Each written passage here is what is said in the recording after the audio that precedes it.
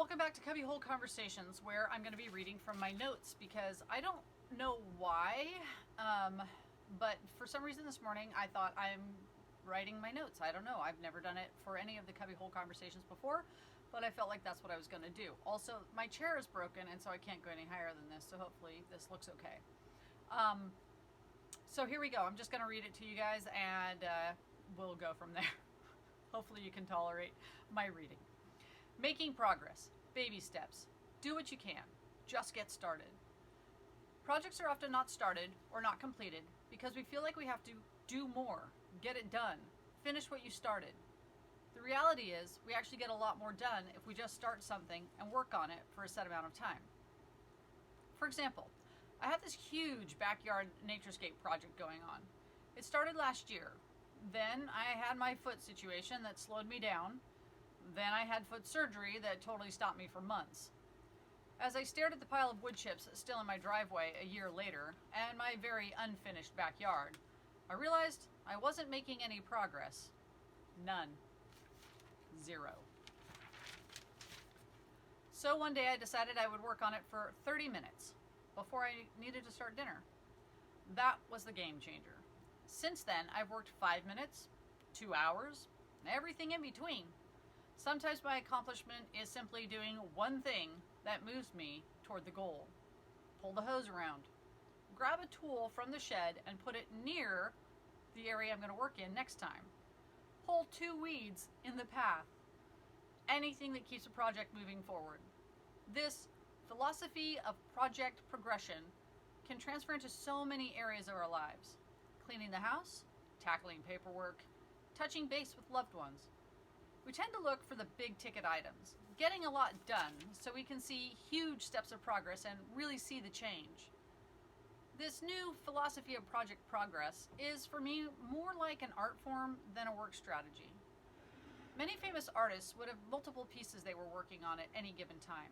If the lighting wasn't right for the piece they were working on, they would put it away and work on another one. Having multiple projects or multiple aspects to a project allows me the opportunity to choose what I want to do. I can evaluate how my foot feels today, how much time I have available, what supplies I have on hand, and what do I feel like doing today. It gives me freedom and peace. And after about a week, I can see progress. It's not immediate, like if I busted my tail working for 4 hours straight, but it's more progress than I was seeing waiting for a 4-hour gap in my week that never appeared. So how did I come to this philosophy?